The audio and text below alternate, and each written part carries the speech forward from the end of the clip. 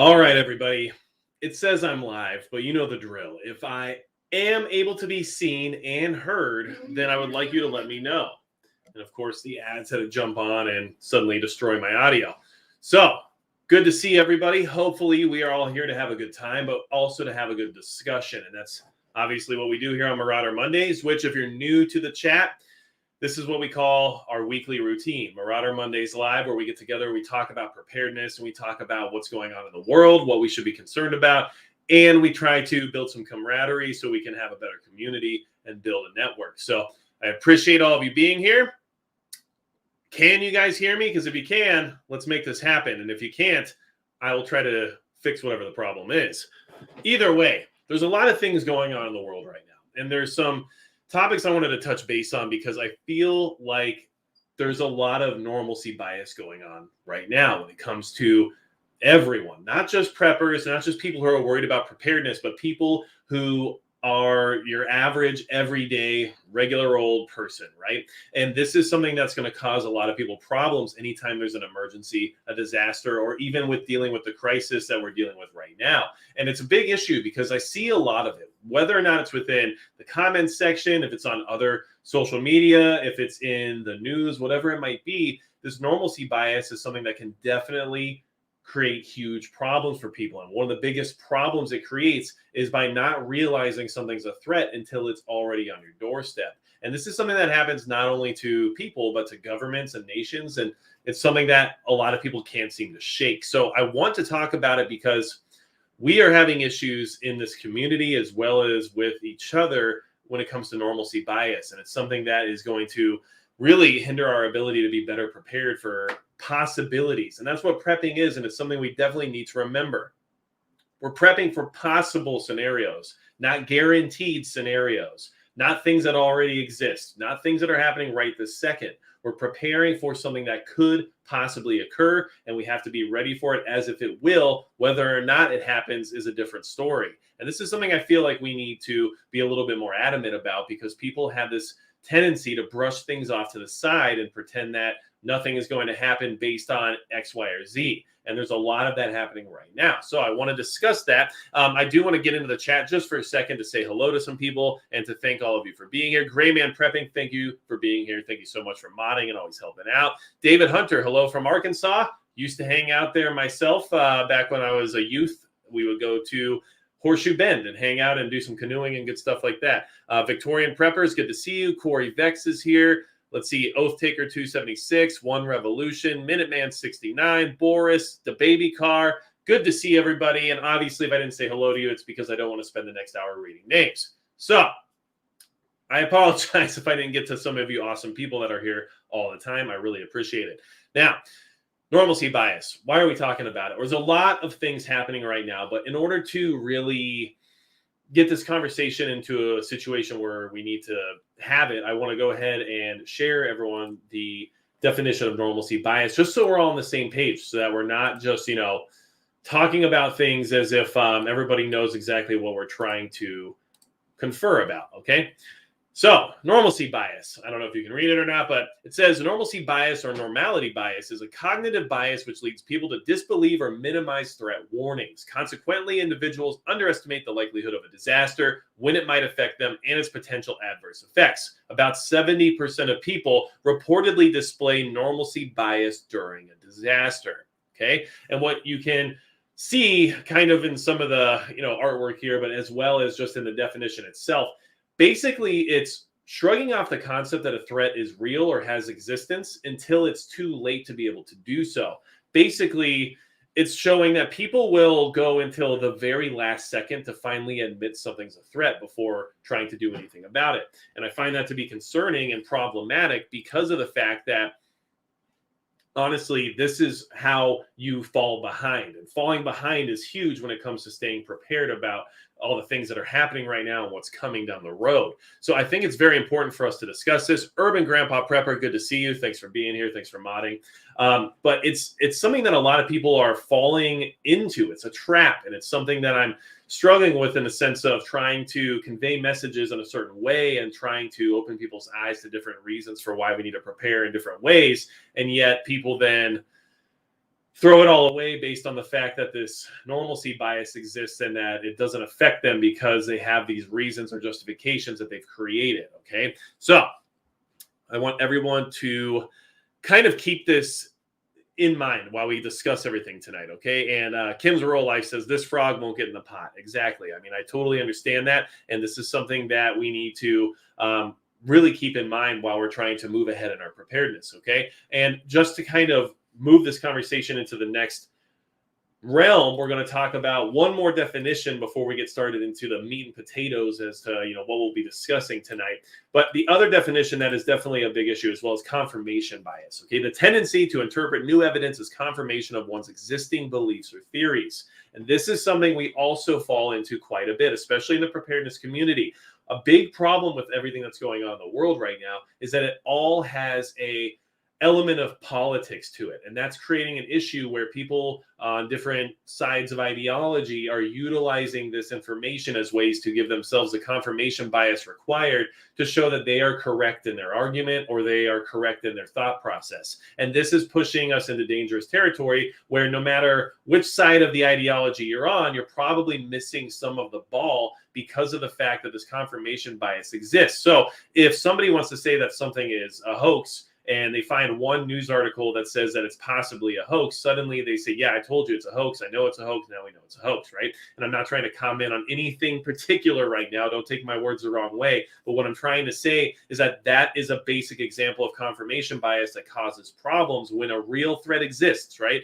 And normality or normalcy bias starts to kick in and people say, well, that's not really a threat because it's not right in front of me, obviously, so it's not really a thing. Then the confirmation bias then takes over and says, okay, well, I just read a thing that said that's not a threat. So like I said, I know it's not a threat, and my normalcy bias is over here telling me it's not a threat, so therefore it's not a threat. And then the problem is that for that particular person and their particular thought process, they don't recognize the threat until it's literally burning their house down. It's basically like trying to bug out for an emergency and waiting until your house is on fire and then saying, oh, the house is on fire, so we have to bug out now because clearly we can't stay here. But we all know that in an SHTF scenario or in widespread crisis of some kind where a bug out situation might be valid, waiting until the house is on fire is way too late. You've already ended your survival journey at that point. You're not going to make it. But if you are watching for the signs and the indicators and the red flags and you realize that, hey, this fire is traveling northwest, at such speed, and it's going to be here within 3 days if it doesn't change trajectory. Now you have a reason to leave, even if it doesn't actually get to your home.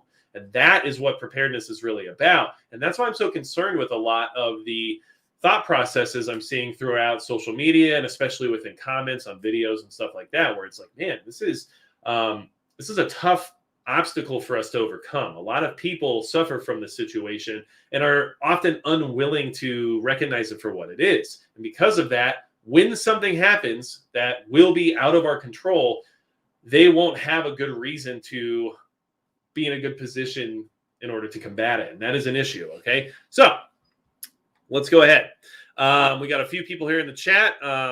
Let's see. Tasha, good to see you. Allison Sherman, good to see you as well. Let's see. Trapped behind liberal lines. It's good to see you as well. And I used to live in California also. So I understand what you mean by that. But you know what? If everyone leaves, then nothing can change, right? So that's something to always keep in mind. And I will say that, yes, I did leave. But financially, I was in a position where I literally had no choice. So lots of things happen that are out of our control at times. However, how we react to the adverse things that occur is what keeps us alive and makes us survive. Okay. Benjamin James, good to see you as well. So let's talk about why this normalcy bias will be the end of you if you don't pay attention to what's happening right now in the world. This is an issue because everyone sees these things occurring. They're literally out here for us all to read about, to watch videos on, to find out all the information we could possibly desire. And yet most people have zero care. Okay. And most people, assume that nothing's going to happen no matter what. There is always going to be that element. And it's a problem because I'm like, man, I hope that nothing happens. I really do. And I hope those people are right. I really do. I hope that they turn out to be the genius. And I'm like, man, you got me. Okay. But you know what? If they're right, then we're all much better off because we don't want any of these catastrophic scenarios to actually unfold. However, you're into preparedness, you have reasons to believe that this could all happen at some point in time. And there's no reason to ignore your instincts or your thoughts on this, because this is how things work. Gilly Nation, Folsom here. Good to see you. I've been there many, many times, and it's a good little town. That was not. Okay. Now, is it not, is what I tried to say. Hopefully you didn't hear me say, no, it's not. Okay, so what I want to say is that we are dealing with some issues, right? So I want to talk about what's going on in the sense of, the possibility of global conflict really quick, okay? Because this is a big issue, and this is one of those things where normalcy bias and people's confirmation bias is going to kick in, and people are going to discount all these things that are occurring right now and say, well, this stuff always happens, and they're always doing this, and there's always posturing, there's always saber rattling, so I'm not really going to pay attention to this anymore, because it will literally never happen. And one common comment you'll see on videos related to anything regarding the possibility of global conflict is that no one's ever invaded American soil. It'll never happen. And, now everybody's moved on to different forms of warfare that don't involve actual boots on the ground and everything else. There would be a million reasons why this could never actually occur.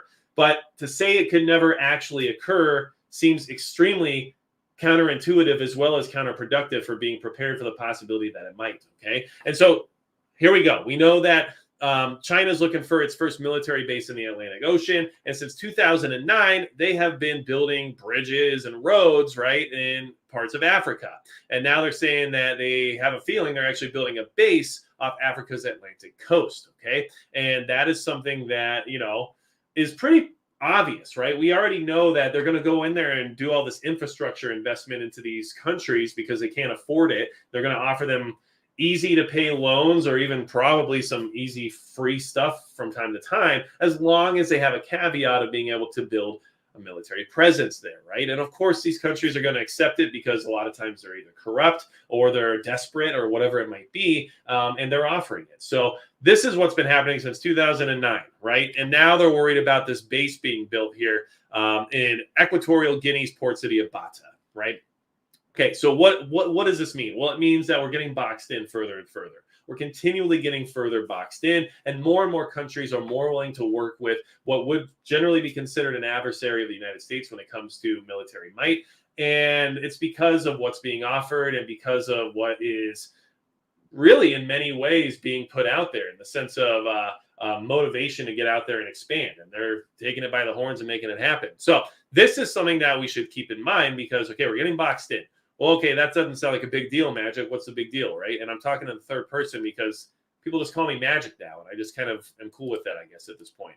So we know that there's more to the story than just, well, they're doing this, they're doing that. I don't understand what the big problem is. This is just how countries expand nowadays. Well, obviously, they're also doing their fair share of expanding in the sense of drills, in the sense of invading airspace, and in the sense of what our own military is saying in the sense of rehearsals for an attack on Taiwan, which we all know at some point in time would lead to more of a global stage-related situation, right? Because of the fact that Taiwan is, an ally of the United States and has all these other issues regarding their relationship with China, and that things just keep escalating there as time goes on. So we have to keep an eye out for this. And when your own military is coming out and saying that this looks like rehearsals and that it seems like we can expect an attack or an invasion at some point in time, for us to say, well, it hasn't happened yet and they keep doing these things, so at the end of the day, it probably won't happen, is not going to help us be better prepared. It's not going to help us be concerned about the fact that if this happens, what it means for us in the United States, what it means for other countries in that region, what it means for people that are in the Pacific. It has a lot of different implications. What does it mean for us in the sense of the access to semiconductors? There's a huge amount of reasons why this would be important to both you and I. And yet, often what you hear is that, well, China's not going to do it because they know what could happen if they do. I doubt that. I doubt that anyone's taking into account this or that at this point. I'm assuming that there's a lot of plans already in motion that we just haven't gotten ahead of yet. Okay. So obviously we know that what's happening there, and this is all recent, these are news stories from the last few days, right? So we know that this rehearsal situation is something that was talked about at the recent summit by U.S. Defense Secretary Austin, and basically at the Reagan National Defense Forum. Man, I'm having a hard time talking tonight. Okay, I'm talking fast. I'm trying to get into this with you all because I'm a little, heated about the subject because I don't want us to all perish because of normalcy bias, and it is a big issue lately. So this is all stuff that is being put out there right now. So for us to brush it aside, assume it won't happen, and just say, well, this is just how things work, is a disservice to us as a community, a disservice to you as someone who wants to be prepared, and it shuts your eyes to the concept that this is all moving forward. It's escalating. It's not just going to resolve and just calm down one day. This is not a peaceful resolution that just finds itself in the middle of everything that's happening right now. We're going to see more and more of this keep happening. Okay. Now, I'm going to go ahead and talk about some of you here in the chat. Okay. Like RWR, you said we can't do anything about China, but we can do something about our rogue leaders. Well, what we can do is prepare for the concept that China could do something more than what we would anticipate. And by saying that, what I mean is that pulling us into a conflict that would be more detrimental than we would expect. And there's a lot of people out there who would think like, well, they might do this, but it won't ever reach our soil. I mean, it depends on what your thoughts on reaching our soil is. I mean, what do you think in that sense? If China cuts off the supply line, do you think everything's just going to be fine here? Do you think if we had an embargo with China that the United States would just be fine with the current amount of supplies and production and manufacturing that we currently have here in this country? Because I don't think so. And honestly, that's going to create more problems than what even an invasion would probably be. We're going to be our own worst enemy at that point in time. And that's the easiest thing for them to do in the sense of, turning up the volume. Because at the end of the day, I mean, if we're all fighting each other over the last loaf of bread, it's a lot easier to deal with everything else that's going on in places like Taiwan when you don't have to really worry about, America and its problems, right? Okay, so let me go on from there. Trying to make sure I'm not missing too much in the chat. It's hard for me to read the chat and go over all this information. So if I miss you, I really apologize. But make sure if you have something you want to say, that you put it in or you highlight me by saying @MagicPrepper. That way I see it and it highlights it and I can try to keep an eye on those when they come through. But it doesn't work that way every time. Also, thanks for the super chats, Blank Zero and Texas Surplus Pro. I appreciate it. And I think that, what you're saying about us living like through a collapse event and stuff is definitely accurate in many ways. It's something we have to keep in mind. Okay. So Outdoors with James, good to see you. ND Prepper, good to see you as well. And I am totally cool helping you pass the time. Do not worry. That's what I do here. Okay. And let's see. We got Robot Prepper. We got Jennifer Cruz.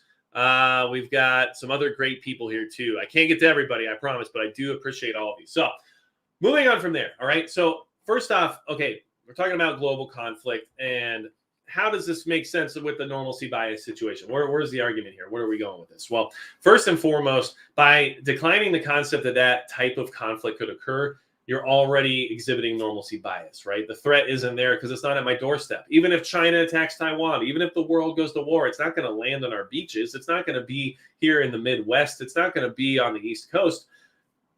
Don't assume that. By just saying that, you're doing yourself a disservice and you're putting yourself into a mindset that is not ready to react properly to something occurring. And that is exactly what we want to avoid. That's the same as people who see a hurricane coming and say, well, it never hits where I live, so I'm just not going to evacuate. That's fine. And you know what? I didn't ever really evacuate either when I lived in Florida. But at the same time, it's a bad idea, okay? And if somebody's saying, this hurricane's going to hit here, and your thought process is, well, it never has before, so I'm just not going to worry about it. I'm not going to buy any supplies, or I'm not going to batten down my hatches. I'm not going to do anything. I'm just going to do what I usually do because it never hits here. What does that do for you? And that's the exact same situation that we're seeing here that we all need to be aware of and try to convince our friends and family and community members to be avoiding, because that kind of mentality is not a good preparedness mindset. It's just not. Okay. Okay. Let's see. Kim's Rural Life says China owned the water in Australia and refused to allow them to use it for fighting fires. That's why the fires were so bad. I mean, I actually don't know if that's true or not, but if it is, tell me in the chat. If you guys know better than I do, that's great. But these are things you guys need to discuss and talk about. And that might be true, it might not, but either way, it gives a point that is a possible scenario where people have control of the resources and can allow for things to occur that you don't want to have happen, because what are you going to do about it, right? Okay, let's see here. All right. Texas Surplus Pro says a lot of what they are putting out is to condition us to a new normalcy bias so people won't be outraged with each gradual decline. And there is some truth to that because basically, once you get people used to what's happening right now, right, the next step, the more negative thing becomes a problem and is worse than what we are doing right this second. So, therefore, this is fine because this is bad. And that's not how it's supposed to work, right? If this is bad, it's still bad. And if this is worse, like we're just getting worse. There's no, oh, well, I guess we're cool with this now because this is so bad. And that is true. There's a lot of that happening right now. Now, let's move this into the next conversation. One of the reasons why I'm bringing up normalcy bias, especially in relation to these threats that are going on in the sense of conflict and stuff going on around the globe, is because of this. I want you guys to see this really quick. Because there's some interesting stuff for us to talk about here. U.S. will lose fast in a war with China. Air Force's simulation shows, okay? A big chunk of normalcy bias is that the military might of the United States is undefeatable, right? Nobody could defeat us, and we have too much power, and no one would try it. And I think that that's something that a lot of people use as a peace of mind talking point, but it's not accurate in many ways. And at the same time, it puts us at a worse position to assume that. Could you imagine if our military leaders assumed that and just never progressed and never did any investment and never did any maintenance or never tried to evolve in any way because, we're the most powerful, so we don't have to do any of that. It's a bad idea. That's like being a UFC fighter and never training or never working out because, you're the best, you're the champ. So you don't really have to do any of that stuff anymore, right? And that's just not going to work. Eventually somebody will take your throne, right? So here's what's a really good point in this article. Okay, this is from American Military News. And the thing I wanted to bring up to all of you in regards to this exact article is a phrase here called a fait accompli or accompli. I'm not sure exactly how you say it. It's a French term to describe a foregone conclusion and is often used in U.S. military strategy context to describe a scenario in which an adversary of the U.S. is able to defeat a U.S. strategy before it can even be launched. And this is a big part of normalcy bias because this affects militaries the same way as it affects you as an individual. Understand that this is what happened in Ukraine back in 2014, okay? That whole annexation has been described as a fait accompli, which is what it says right here, correct? Because it was accomplished before Ukraine or anyone else could intervene with what happened. And this is how things are going to happen. It's not going to be like, we're getting all the troops together and we're going to move in there and give you a chance to meet us on the battlefield and we're going to go toe-to-toe and see how things turn out, whether or not the victor gets to decide the new borders, right? No. Things are going to happen before a response is available, and then the aftermath is where the reactions occur. And the issue is that with the annexation of Crimea and similar situations that could occur in that same sense, is that once it's done, the only option is to re-invade, correct? Or to react very negatively in the sense of a hot conflict. And then is that escalation worth the possible collateral damage involved? And that is what puts people like the United States in a situation where they can't react because, well, what were they going to do? Take Crimea back from Russia and start World War III? Or were they just going to have to leave it be because at this point it's too late? And that is what is going to happen with normalcy bias to each and every one of you if you don't drop some of your bias in that sense. And I'm not accusing anyone here in this chat of that exact type of normalcy bias, but I really want you to take it to heart and self-reflect on this concept because, listen, the military suffers from it the same as you and I do. We can literally not have a chance to react to something if we wait too long. And that's exactly what was shown here in the annexation of Crimea. And this is an issue that we would see happen with China as well. They would invade Taiwan faster than we could react. And at that point, we either start World War III because now we're going to invade a territory controlled by China, or we're going to have to just let it be because the collateral damage that could come based on the actions that we would have to take would be too high and not worth what saving Taiwan would be in the sense of a reward. This is just what I'm trying to, share. And there's a lot of other interesting information in this article. I don't think it's a bad idea for us to, read some of this stuff. If you guys want to check it out, make sure you do. But my whole point of that conversation was that even the military suffers from the same exact issue. And if you wait too long before recognizing a threat, if you wait too long to react to a threat, then it will be able to take over before you're able to stop it. And that's exactly what we need to stop, doing to ourselves in the preparedness community. It's not going to work out. For all the bug out stuff we talk about bugging out, bug out bags, everything else, right? Like, oh, if I have to leave and wander the roads during SHTF, I'm ready to go. When do you go? Okay. And if you wait too long, you can't go now. It's too late, right? And that is something that you should think about when you're basically saying no to all of the other things that are happening in the world, right? Well, this can't happen, so I'm not worried about it. Okay, well, you're not bugging out, I guess. You're going to just stay where you are, because that's kind of what that mindset resembles, okay?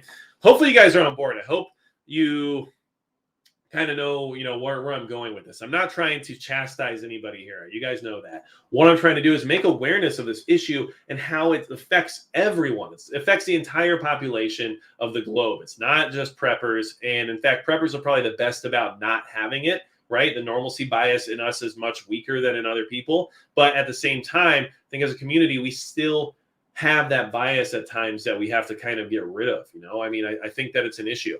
So let's see here. I want to go ahead, talk to some of you here in the chat. Daniel Andrews says, statistically, 3% are prepared. If the government needs to collect resources, the rich with bunkers will be the first targets. Better to score big than a 97% chance of a home with 9 meals till anarchy. Understandable, and there might be some truth to that. It just depends on the connections and everything else, right? We know that there's a hierarchy in the sense of who gets what information when, and we all know that there's going to be information dispersed in a certain way for those who are, lucky enough to be involved with certain circles, of course. Redbeard's Racing said there was a 2012 remake of Red Dawn that I think was forecasting the future. I think that remake had some stuff in it that had some, interesting concepts, especially related to like EMP use and stuff like that. The issue was that they wanted the movie to be able to make money in places like China. So they changed the main adversary to North Korea instead of China because they didn't want to offend those who would go out to see their movie. So originally they had planned on that movie being, China versus the United States, which would have been probably more realistic, because it is true that North Korea as a, rogue state would not have as much of a chance of actually affecting us here on our soil as someone as powerful as China might be able to. So just throwing that out there. Anyway, there's a lot going on in the world. And I want you all to know that, I appreciate you. I appreciate the people who come to these chats to either learn or to discuss preparedness or to be part of the conversation, because you make me feel better about this normalcy bias conversation in the sense of less people have it for the more people who are here. But there are a lot of us, even myself at times, that suffer from it and tell myself things that, might hinder my ability to be prepared. Me telling myself, well, I live in the middle of nowhere of North Dakota, so my likelihood of ever seeing some kind of foreign boots on the ground here is so low that preparing for it is a waste of my time compared to prioritizing things like weather events or supply chain failures, which has a lot of truth to it. But by denying the possibility of it ever happening, I put myself at a disadvantage. So I try my best to avoid falling into that trap, regardless of how unlikely a scenario is. Okay, yeah, maybe I don't solely prepare for an asteroid strike. Okay, December 11th, right? But what I do is I keep it in mind as being possible, and remember, one of my new mantras, I guess you might say, is that preparedness is about buying time. And so we're buying time. We want to be able to have more time to make better decisions and to be able to separate ourselves from a crisis for as long as possible. But one of the things that I keep in mind is that, okay, an asteroid strike, I can't avoid. Okay, a tsunami, if you're on the coast, you can't avoid it. A giant earthquake, not something we can just get away from. But what I can do is prepare for the aftermath. And the aftermath is what we really prepare for, because we can't stop a nuclear holocaust from occurring, right? But we can prepare to react and survive the aftermath of one, even if we don't live through it. Okay, whatever. I can't do anything about it. But if we do live through it, we can be better ready to deal with the aftermath. And that is really what we're trying to do here in many ways. Okay, so the 7 says, our country has been attacked from within for years, attacking our right and having citizens fight against each other instead of fighting a common enemy. And there's a lot of truth to that. We've been divided for a long, long time, to the point where people put politics above family. People put politics above entertainment. They can't even enjoy something if their politics aren't satisfied with the form of entertainment they've chosen. They put politics ahead of their own preparedness, right? There's a lot of people, which I don't blame, who want to be as prepared as possible, except for whatever their politics dictates that they can or can't do, right? And there's a lot of things regarding that. I mean, you can say that about firearms for somebody who is against firearms ownership and how they won't own them, even though they know in a SHTF scenario, there's a good chance that somebody else can impose their will upon them if they don't have a firearm. But at the same time, you can look at the other side of the argument, because there's people who might be pro 2A, but also don't believe in things like contraceptives, right? And they might not allow contraceptives as part of their preparedness. But then somebody gets pregnant in the middle of SHTF, and that's a much more difficult situation to deal with now than if they would have used contraceptives. So there is both sides of the argument there, that we limit ourselves in our preparedness based on, our own political views and our biases. But normalcy bias can be a big part of that as well, right? So someone saying, I'm not worried about firearms for SHTF because, no one's around my neighborhood. I live out in the country. No one's going to come around here anyway. So, I'm not concerned about needing to use one. Okay, well, I mean, great. But, the time you need it, I guess you're not going to have it. And the same thing goes for the other argument, right? Like, well, I'm not going to get pregnant in SHTF, because, I'll just be celibate. All right. Maybe you will. But I hope you maintain that, because if not, then I guess you'll just see what happens. But you understand what I'm trying to say is that it doesn't matter your politics, your ideology, or anything else like that. We all have ingrained ourselves in many ways to make ourselves less prepared by using these biases to confirm what we believe will or will not happen. And it's a big issue, and I don't like it, okay? Because I want you guys to be as prepared as possible, which honestly, like, to be as prepared as you can possibly be, you have to remove biases out of the equation. You have to, or else you're not as prepared as you can be. To assume that, something will or won't happen based on your bias is going to take your ability to be prepared for those possibilities out of the equation. And that's a big issue that we need to get over, okay? So why are we talking about this? Well, let's find out. There's some more things I want to talk about. Brian Keith Prepper, you might, okay? If anybody is going to get pregnant in SHTF, I have a feeling it's you. So, and I was told that can happen now, so don't worry about it, all right? All right, so everybody, we talked about the, let me get it one more time because I can't say it right ever, okay? The fait accompli or fait accompli or whatever you want to do, because it's French, right? I can say it that way and it sounds good.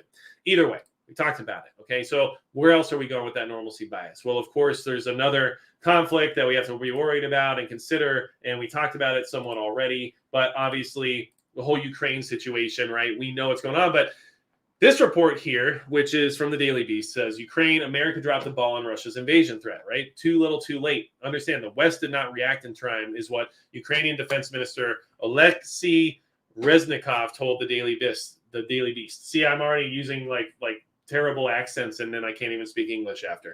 Okay. But basically what they're doing is saying that we didn't react in time to this buildup of troops on the Ukrainian border. And now it's too late. Now they're already built up. So if we go to try to start building up as many as they have built up, A, it's going to take longer. B, they have the ability to react to it and continually build up more. And C, it's going to escalate the situation because they can look at that as a provocative action. So this whole situation of normalcy bias, right? Us looking from over here, right, way far in the West and saying, hey, Russia's building troops up on that border. And then just saying, well, they do that sometimes. And not doing anything. And then next thing you know, you got 100,000 troops on the border. And then you say, oh, it looks like they might invade. We need to do something. Okay. Well, are you going to put 100,000 troops on the border too? At that point, they can just put another 100 by the time you put your 100. And at that point, they can say, well, they put 100,000 troops here. It looks like a provocative action. And then what happens? So you see what I'm trying to say is that this is happening to us as a country, not even just us as individuals. And it's happening right now to the point where we're escalating these conflicts around the globe. And to assume that these two conflicts couldn't occur at the same time, probably wrong too, right? In fact, a lot of people have said that that's what they expect. So let's talk about that. Look, we're having a good time tonight. I'm having a good time. I'm a little amped up. I drank my coffee. I got a good workout in today. Coming off a cold and I feel better, right? Here we are. And man, That fish medicine, though, right? Anyway, let me get you some information here. This is actually community information, which I find to be very valuable. And I appreciate all of you who take your time to do these polls from time to time, because it helps give me a perspective as to where everyone's head's at, right? And yeah, I know, guys, I know, and ladies, I know. Yes, I'm not going to click the button because I don't want someone to write down my answer and know who I am. I totally get it, OPSEC and everything else, totally fine. But if you did vote, that information is helpful just as us as a community to kind of gauge where everybody's thoughts are. So still, with all the things listed here in this poll, full-blown economic collapse got 58% of the vote as being the biggest issue we're facing in the relative future. And that's out of 6.8 thousand votes, which is crazy that many of you voted in this. So I really appreciate all of the support that this channel receives and all the attention that things like this post get, in the sense of people trying to find out like what's going on in the preparedness community. But you can see that, conflict involving Russia, conflict involving China, we have the complete supply chain breakdown, we have lockdowns and restrictions, but then full-blown economic collapse takes the cake. But when you get in the comments, you actually see that a lot of people are saying like, well, honestly, I expect all the things to happen, but I think either they're going to lead to an economic collapse regardless of what starts it, or the economic collapse itself will lead to those other things. And I think that there's total, intelligence behind that argument. I totally do. So I just wanted to kind of share this with you to give everyone a gauge as to where the community is with a lot of these things. Okay. So, all right. Empress Kimberly says, I think Iran being nuclear is the greatest threat. Okay. And that might have some validity to it, in the sense of what they might do that another nation might not be willing to do could then cause what, in the sense of a global response. So there is, all those different threats out there that are also a possibility. All right. Kenya Andrews, I have a bottle of wild turkey in my bug out bag. That's all right. I got some Jim Beam and I got some Sky vodka for mostly medicinal purposes, because let's be honest, I'm not drinking that. But what I can say is sometimes having something like a drink at the end of the world isn't the worst thing, right? All right, so I wanted to also bring your attention to something else here. Wait, why am I still sharing this? Get out of here. This thing's trying to take over my entire life. Okay. Talking about normalcy bias. And I think at this point in time, at least this far into the conversation, you understand what I mean by saying like you can perish because of your normalcy bias. You will allow yourself to not be prepared or to not react in time for a threat due to your own biases. And that can be the difference of you surviving or not. Something I talked about with a preparedness group recently that is local to my area, and I thought was very thought-provoking, and I thought it was a very good conversation, was about, when do you leave? When do you leave your property? When does that time come? How do you know what signals to watch out for? How do you know when you have to physically pack up and get out before it's too late? Because there is literally a point where things are too late. And that's a lot of where we are now as a country and as a world. It's too late in a lot of ways to stop some of these things from happening. So how do you know when to leave? When do you get out? And these are things you have to decide based on your area, your locale, and your current conditions. And something that we're trying to set up as a preparedness community is like a network of communications, comms, especially in the sense of using ham radios and stuff like that, to be able to deliver messages from different areas of the state, even to be able to say, hey, seeing this happen over here, and then being able to hear, okay, well, we're all clear here. And then knowing that there might be a path of less resistance going in a certain direction towards somebody's meetup location or not. And these are things that I think everyone should be working on. And I know it's difficult. And mods, if you can help me out, because you know that I am not technological when it comes to live streams. Everything else I'm pretty solid at. I don't understand why, but maybe I'm lazy. I don't know. But if you can help me out, can you please post the Discord link in the chat? And if you can't get to it, it's on my website at magicprepper.com. But make sure you're in the public Discord. Yes, I have private Discords for Patreon members as well as for channel members. And if you're not in them yet and you're on the channel as a member and stuff, make sure you message me or email me so I can get you all your credentials. But one thing I want to say is that Discord has different channels for every state so that you guys can all connect with each other and start to build these communities, because you need them. You need them now. We need to have them ready to go in case things fall apart. And we know with the supply chain breaking down, you can't rely on it. So how nice would it be to be able to say, hey, I'm in Alabama and, I'm really struggling to find diapers, let's say. And you might find somebody who says, hey, I got you. We got a supply. What do you need? this is what we're trying to build here, okay? So make sure you guys check out the Discord. It's freaking awesome, and there's some really good people in it, and there's some great conversation as well as great advice. Okay, so how bad do you guys want me to tick you off? How angry do you want to get tonight, all right? I'm going to let you sit on that for just 1 second. Actually, let's have a little coffee. I love nighttime coffee. It's probably better than morning coffee. I'm just going to throw it out there. All right, here we go. We're getting angry.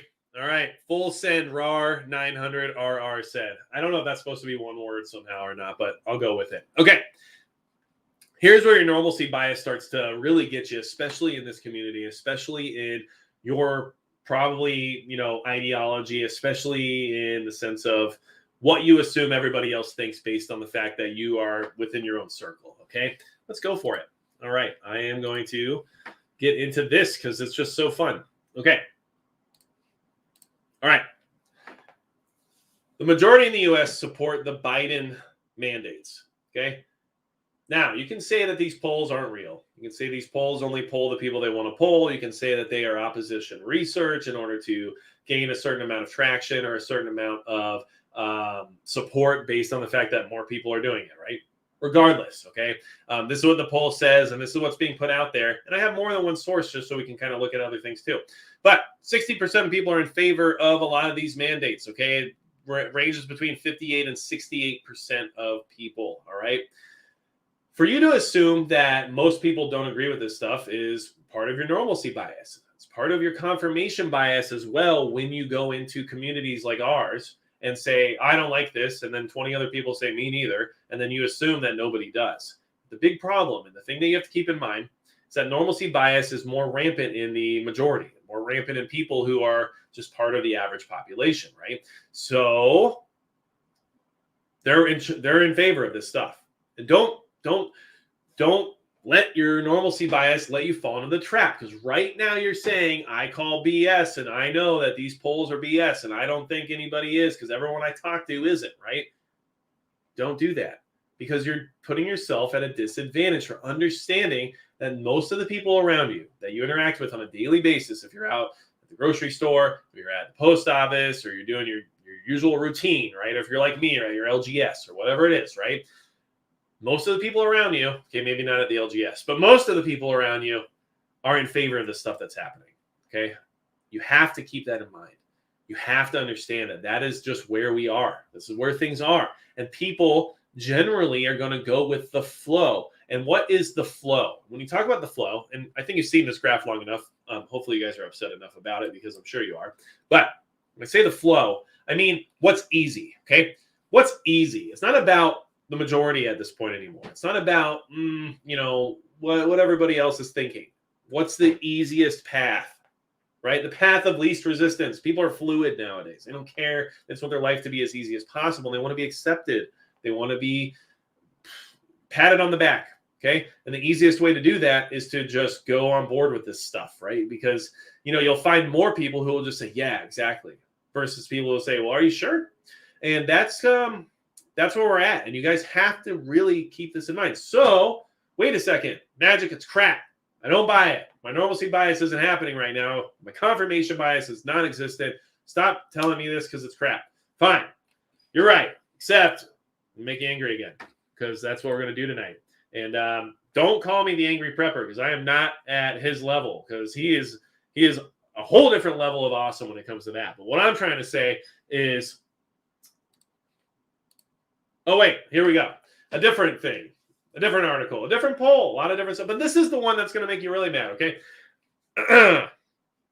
Let's just read it together. Other key findings. And I'll just kind of highlight it here. Just make it look good, okay? While the majority of Americans across demographic groups support a vaccine mandate, oops, I said it, Republicans remain the most resistant. Fewer than half support an overall mandate, 43%. 43%. Wait, one more time. 43%. And only 35% support a mandate for large companies. In terms of education, 41% of Republicans support a mandate for school children and 47% for college students. Well, it's only 43% of Republicans, right? And only 35% when it comes to a mandate for large companies. Okay, So I'm just trying to bring this to your attention. I'm not trying to chastise anybody. And I'm not mad at you if you support these things, because you know what? You can choose to support these things. This is not what I'm trying to say. That's not what I'm trying to do. I'm not trying to demonize anybody. Tactical Prepper says, don't believe polls. See?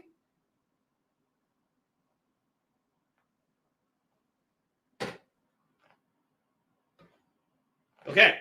So, what I'm trying to say is I don't want to chastise anybody. If you support these things, that's up to you. I'm not here to tell people what to do or what to believe. That's not my job here. I don't even know this is a job. What I'm trying to say is I'm just trying to get people more prepared. And by being stuck in the sense of normalcy bias, confirmation bias, or often even political bias, you're taking away your ability to be better prepared because you're not willing to accept facts of certain things. You're not willing to accept that some things might be conspiracy. You're not willing to accept that people that think the same way you do might actually believe one thing that you don't, right? So this is why it will eventually get you killed if you let normalcy bias run your entire operation when it comes to preparedness. You can have as much normalcy bias as you want when it comes to your ideology, when it comes to your belief system, when it comes to what you think should or should not happen in this country and everything else related to that, because that's a different conversation. But when it straight comes down to preparedness, okay, and it comes down to the fact that I want to survive whatever happens, no matter what it might be, no matter how outlandish it might sound, and no matter what could occur, I'm not going to take anything at face value and say, well, that's just not true, or that doesn't exist, or it can't happen. Okay. Example, I go to the store and say, these shelves are empty. You go to the store and you have full shelves. You turn around and tell me you're lying. And actually, there's no supply chain issue because my grocery store is full. Great. Mine's empty.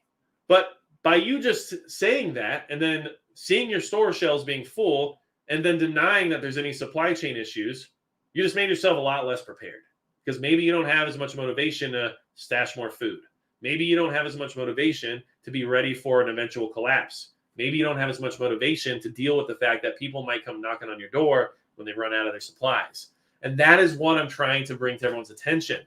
I'm just kind of frustrated that so many people want to be prepared. So many people are preppers, but then they also want to throw out any concept of anything they don't agree with as being a possibility.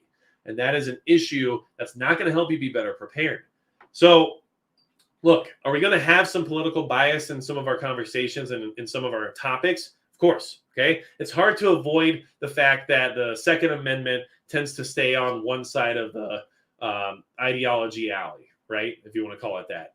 But, I mean, there's people on both sides that are pro-2A. You want to believe it because it seems counterintuitive, but there are, okay? But what I'm trying to say is that some things are hard to avoid when it comes to that. But discounting everything based on the fact that somebody told you otherwise is a bad idea. And you should always keep your mind and your options open. You know, prepping is options.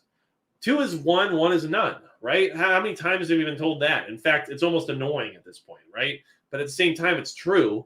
And that's the same as for options. If you have 2 options, you have 1 option. So by limiting yourself in the sense of options based on the fact that you fully believe only one thing can happen and nothing else can, how are you going to survive if that other option occurs, right? So these are things I'm really trying to put out there.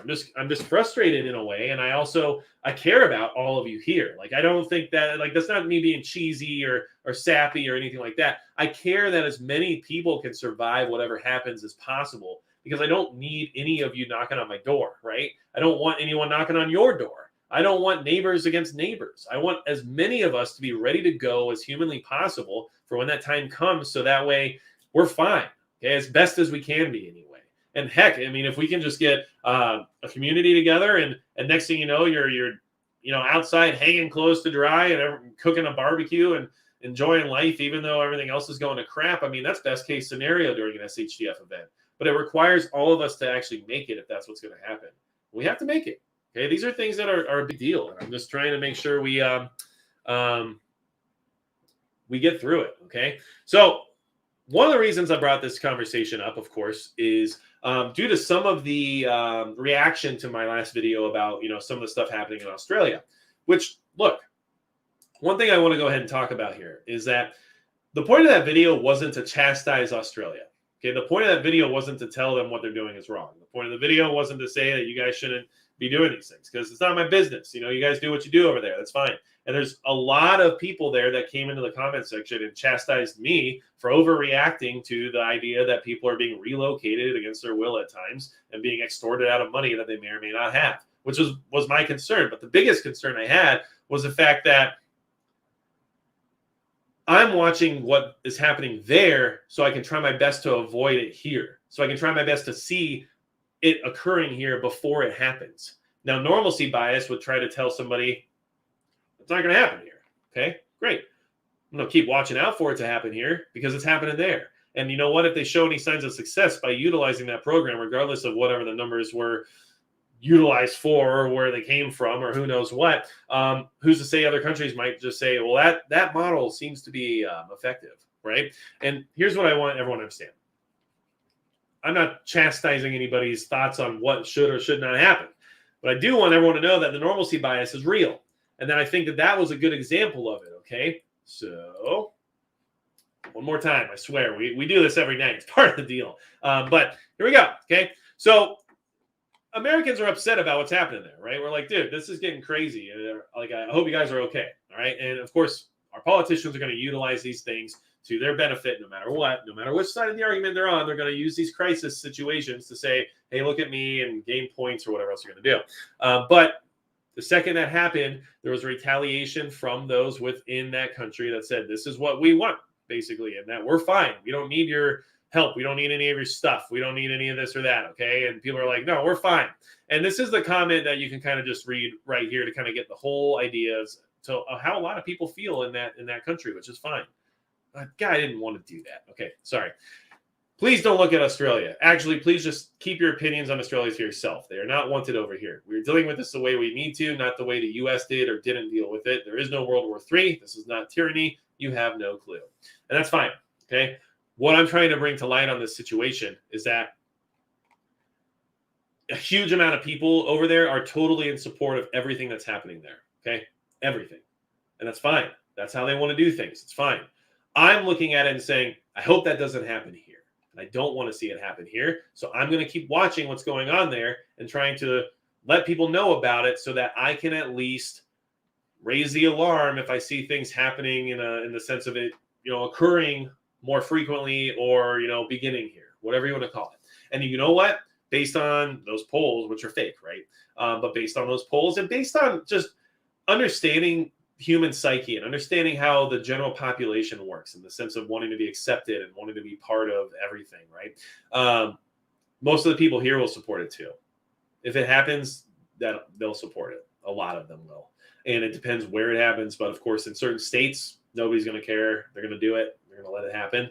And in other states, you will have people who will say no. And who knows like what they'll do in the sense of trying to make sure it doesn't happen. But what I'm trying to say is that by watching those things occur, we'll get a better understanding and a better idea as to what could happen here. And then we can possibly do something to stop it from happening before it does. Whether or not that's reaching out to legislators, whether or not that's, protests, whether or not that's literally blocking construction from occurring, who knows what. But all I'm trying to say is that the idea behind it wasn't to say, you guys shouldn't do this and it's terrible, okay? If your people don't get together and stop it from happening, then I guess that approval's already there, correct? But if we allow it here, then that's the same answer. The approval's there, I guess, okay? So these are things we have to keep in mind. And I just want everyone to understand that the people there are fine with it because they have normalcy bias and they're just cool. They're good with it. In fact, they support it because, it's the best thing for them. And that's fine.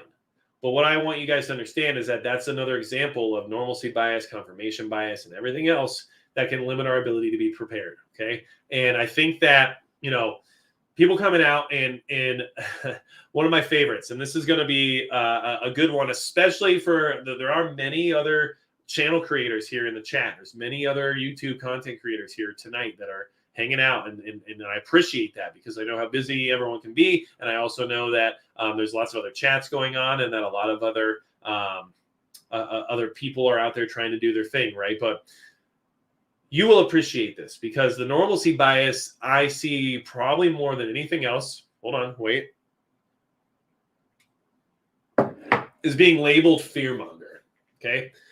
Being told you're a fearmonger or that the information you're putting out is fearmongering when it's factual information about something that's occurring right this second is the quintessential version of normalcy bias, right?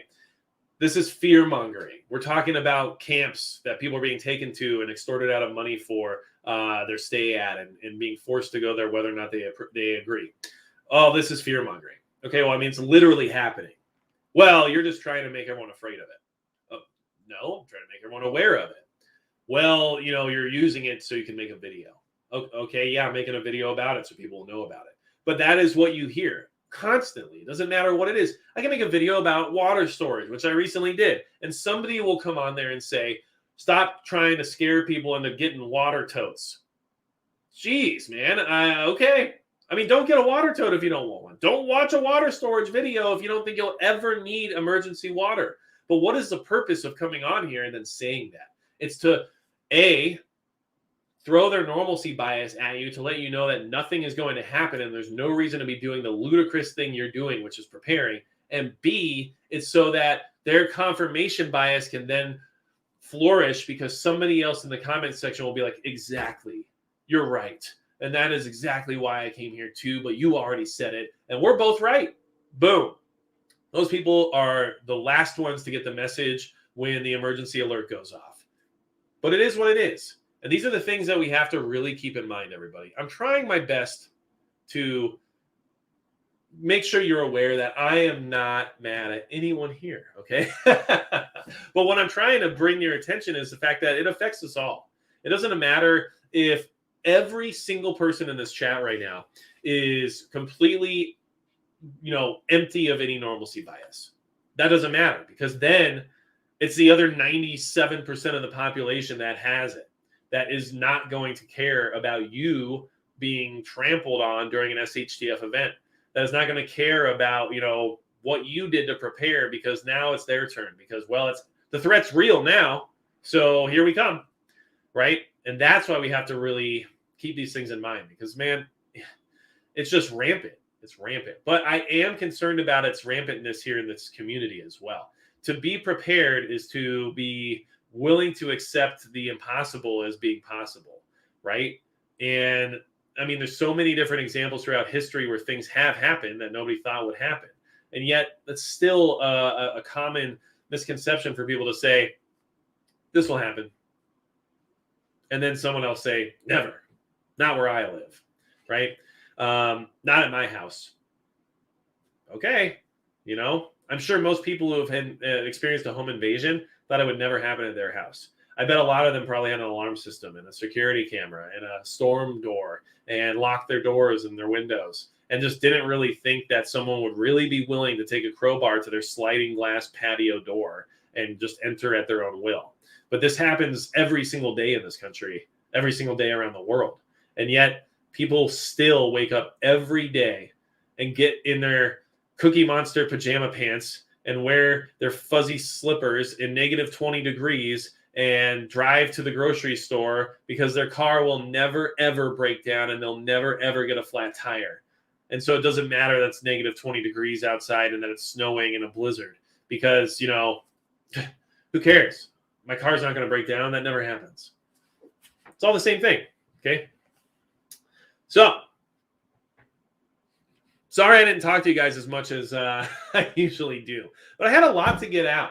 And I really wanted you to take this conversation seriously. And I really wanted everyone to be aware of it. And when you apply this normalcy bias scenario to the conflict possibilities occurring in Taiwan and Ukraine, and then you turn around and look at what's happened in the past in the sense of our own reaction time as a nation not being fast enough to stop something from happening, and how these nations bet on the fact that they can get it done before a reaction is actually available, and then knowing that an action at that point in time moves things into a hot conflict, which nobody wants, it's obvious that these things are going to continue.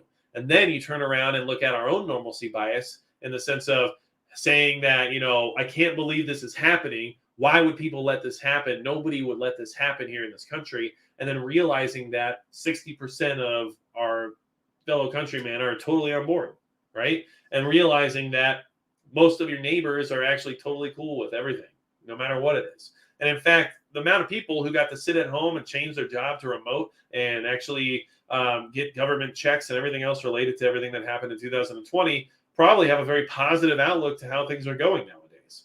And these are just things and facts we have to absorb and recognize in order to be better prepared. Okay. And I just want you guys to know that, yes, I still have the white hair. It's not, I didn't dye my hair. I'm not hiding the white hair. It's still there, and it can trigger every single person here if you wanted to. And that's fine with me, okay? Because one day, a long time ago, someone said my name should be Prepper LePew, and I think it's hilarious. So we're good with that. But these are the things I wanted to address tonight. There's relevance to normalcy bias affecting us on a nationwide and global scale. There's relevance to normalcy bias affecting our ability to be better prepared on our own personal level. And there's also relevance to normalcy bias existing in every single one of us at some way, okay? And me included, okay? I have my moments where I literally am like, I don't need that, right? I'm in North Dakota in the middle of nowhere. I don't need that. And then the next day I click order on the cart, because I'm like, you never know. And that's really how we should be preparing. You never know. You should be preparing for things that will never happen, because they still could. And that's just where we are, okay? Doesn't matter. It's just what we're doing here. And Ghost Rider GT, not dyschromia, more than likely vitiligo, because I had that on my skin. Or I just age extremely wizardly, and that is the best way for me to say that without sounding even more ridiculous, apparently. So you guys, really quick, and I just want to go ahead and Blake Magic, or Black Blake, I like that. Blake Magic is an excellent pseudonym. Says I'm a fashion plate. I'm cool with that. Let's go with it. But what I want to do really quickly, okay, I'm going to give you guys a quick poll here in the chat.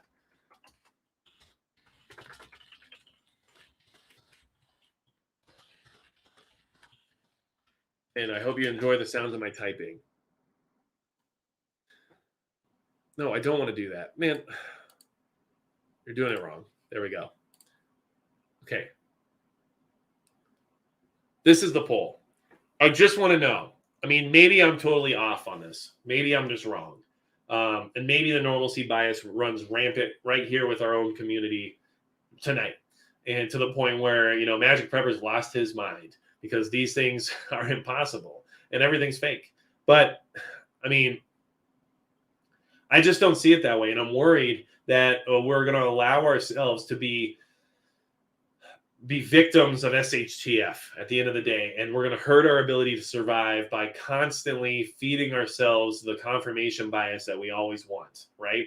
And man, it's tough. It's tough to swallow that pill of being wrong. And it's not about wrong or right, but sometimes knowing that the thing you've been so stubborn about is still just not correct, or that you have to change, it can hurt. It can hurt. And I can tell you that, when it comes to, like, let's say my primary platform, when it comes to firearms, it's changed a few times over just even the last year and a half, due to the fact that I've had to swallow the crow once in a while and said, fine, okay, let's do this, teach me the right way. And working with people with more experience definitely helps push you in that direction. And then finding out, this is just better, even though I don't like it, it's just better. And then accepting that fact and then moving forward with it is going to make you better prepared, even if you don't like it. And that is something I deal with and struggle with on a regular basis, because let's be honest, some of that Russian stuff when it comes to a primary firearm system is super cool.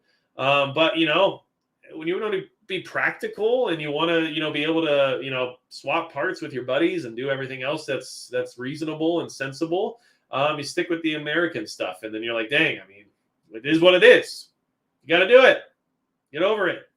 And that's where I'm at. And that's exactly what I'm trying to say in regards to everything else too, is that sometimes you have to take that that hard to swallow pill and realize like I might just be guilty of this whole normalcy bias thing, and I need to sit back, self-reflect, and say, we're going to proceed as if this is a real thing, or as if this is possible, or as if everything I thought about what could never happen could possibly happen.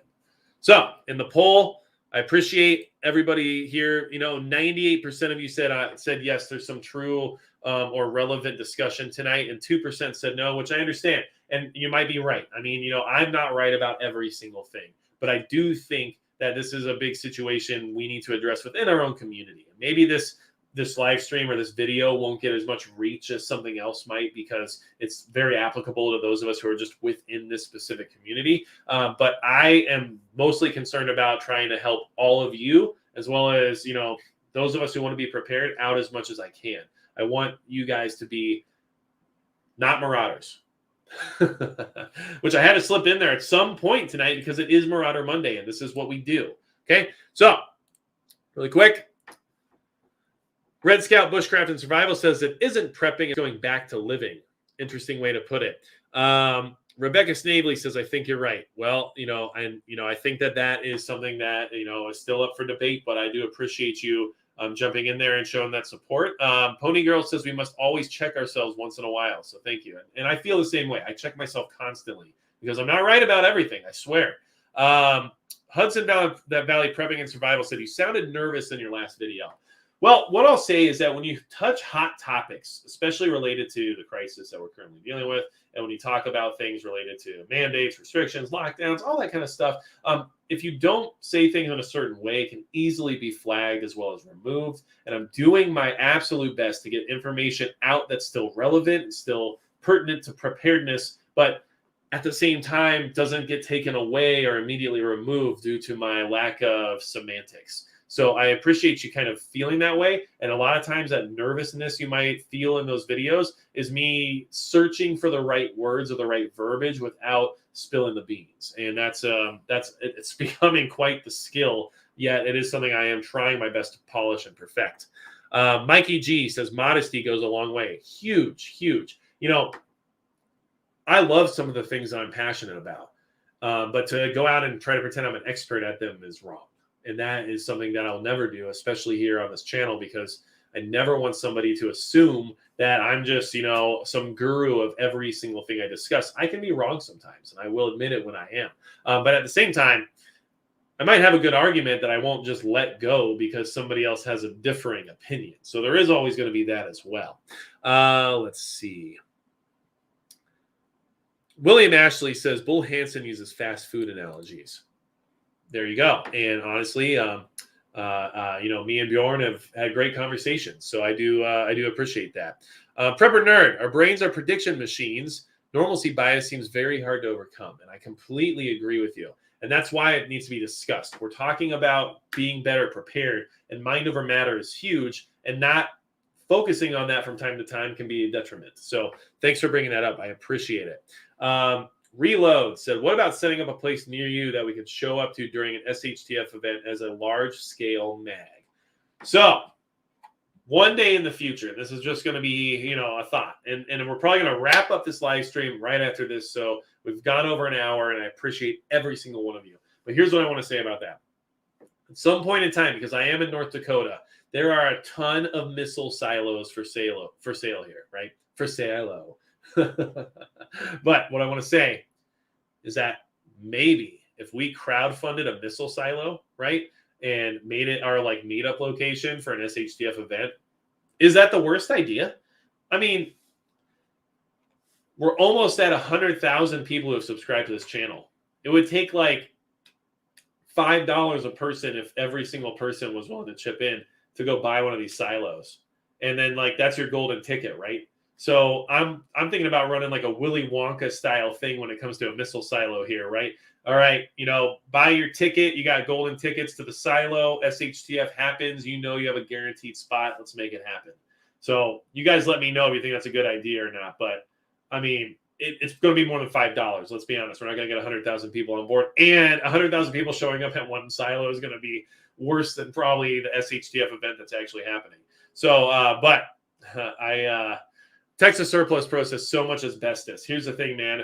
I'll take asbestos over nuclear fallout. So, you know, lesser of two evils, I guess, right? But Nomad Prepper says too many people can be a bad thing. Totally get it. But all I'm saying is, you know, if you had 500 people, right, who are willing to put $1,000 to a golden ticket, and you got a missile silo and it had enough room for 500 people, that's not the worst thing in the world now, is it? So just an idea I've been floating around. Not saying it's going to happen, but I like where everybody's mindset is, okay? And Welcome to My Life says, if there's a missile, I'm in. And you know what? I'll do what I can to try to procure a silo that does have an active missile still inside.